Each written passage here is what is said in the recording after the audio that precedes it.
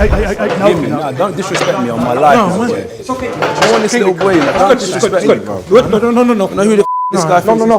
No. It's good. Despite nearly getting into a full chaotic brawl last time, Anthony Joshua and Daniel Dubois.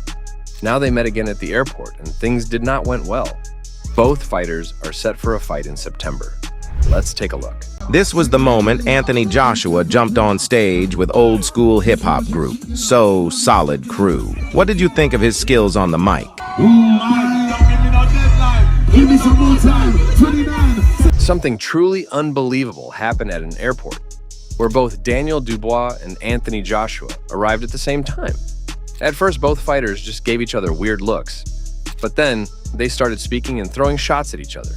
Not long after, like in the video we've seen before where Joshua nearly threw a chair at Dubois, things started going chaotic. Not only that, but even people started gathering, and it was a full-on brawl.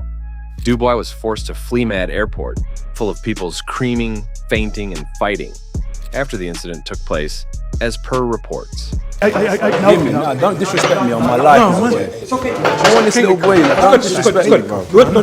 Know who the this guy thinks? No. It's good. Anthony Joshua's team also criticized Daniel Dubois for allegedly not enrolling in voluntary drug testing ahead of their upcoming fight.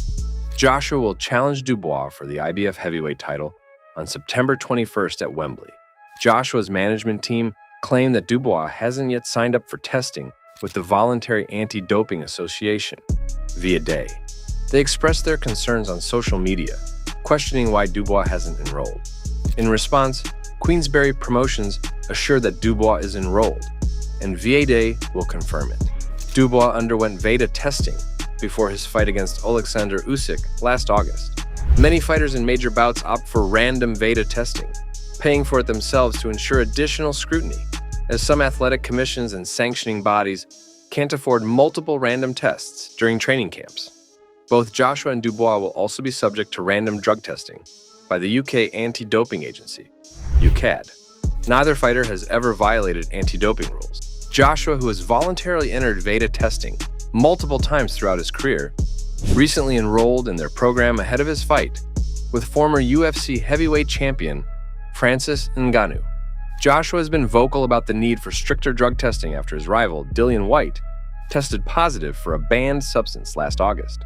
Joshua emphasized the importance of rigorous drug testing, mentioning that he has been submitting his whereabouts for random tests since 2011, and questioned why a significant percentage of boxers aren't subjected to the same level of scrutiny. He believes top-tier promoters should make random testing mandatory for their fighters. The upcoming fight between Anthony Joshua and Daniel Dubois is set to be the biggest boxing event in the UK this year. Both fighters hail from London, and the match brings together rival promoters Eddie Hearn and Frank Warren, adding an extra layer of excitement. Warren recently outperformed Hearn in a series of 5 bouts, winning all of them. Hearn promotes Joshua, while Warren promotes Dubois, making the build-up to the fight highly anticipated. Joshua, with a record of 28 wins, 3 losses, and 25 knockouts, has made a strong comeback after losing 2 consecutive decisions to Alexander Usyk in 2021 and 2022.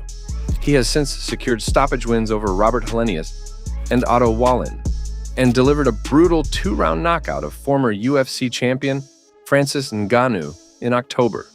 Joshua is currently one of the most aggressive heavyweights in the sport. Although Usyk defeated Tyson Fury to become the undisputed champion in May, he has not shown the same knockout power as Joshua in his recent fights. Joshua's knockout of Francis Ngannou, where he knocked Ngannou down 3 times with his right hand before securing a second-round KO, was a highlight of his career.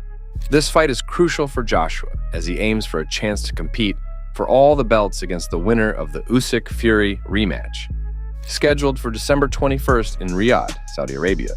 Joshua is expected to be the favorite when he faces Dubois, who was recently promoted to full champion by the IBF. However, the fight could be risky for Joshua if he plays it too safe. After his first career loss to Andy Ruiz Jr. in 2019, Joshua was very cautious in their rematch, which he won by decision later that year. He kept his distance and avoided taking any big risks. Similarly, his fight against Jermaine Franklin in March last year, after 2 losses to Alexander Usyk, was also a bit underwhelming. People wondered if Joshua had changed, and if he would ever be the powerful puncher he once was. Joshua, now 34, has since shown that he still has his aggressive style. But Dubois, at 26, is a serious threat. Dubois has a record of 21 wins and 2 losses, with 20 knockouts. He recently defeated Filip Hrgović by causing cuts in round 8, earning his second world title shot after losing to Usyk by knockout in Poland last August. Dubois claims he knocked Usyk down earlier in the fight, but it was ruled a low blow.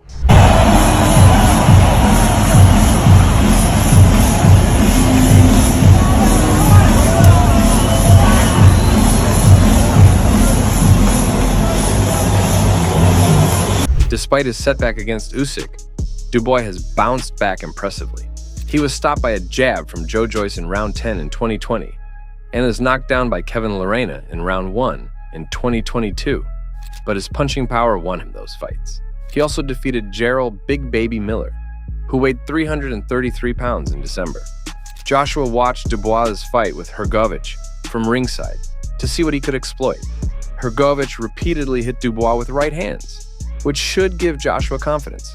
Joshua knocked out Francis Ngannou with a right hand, and if Dubois leaves himself open like he did against Hrgović, he will be in trouble. Joshua hits much harder than Filip Hrgović, and if he fights like he did in his last match, reminiscent of his late stoppage win over Vladimir Klitschko in 2017 at Wembley Stadium, then September 21st could be another great moment in his revitalized career. For Daniel Dubois to have a chance, he'll likely need to keep a high pace against Joshua. This strategy worked well for him against Hrgović, whom he was dominating before the stoppage. A high tempo would limit Joshua's chances to plant his feet and land powerful shots. If Joshua is cautious and hesitant to engage, like he was against Franklin and in his rematch with Andy Ruiz Jr., Dubois will have more opportunities to stay on the offensive and land his damaging punches. Dubois' team will remind him that Ruiz managed to stop Joshua, and they'll likely use that as motivation. However, as we saw in Dubois' fight with Hrgović, he can leave himself open. Joshua, being a former champion, will likely take advantage of these openings for another spectacular finish. Johnny Fisher, the Southern Area champion who has sparred with Dubois, believes the fight won't go the distance. He thinks Dubois will bring aggressive, calculated pressure, but acknowledges that Joshua's counter right hand is a significant threat. Fisher favors Joshua for his experience and tactical advantage, but admits Dubois' power makes him a dangerous opponent. Fisher himself is preparing for a tough fight against Alan Babic at the Copperbox Arena in London. A strong performance could position him for a British title fight against Fabio Wardley or Fraser Clark. Fisher respects both fighters and sees potential for his career to progress beyond just being a ticket seller to potentially winning English, British, or even European titles. Dubois, confident in his abilities, sees the fight with Joshua as his chance to achieve greatness.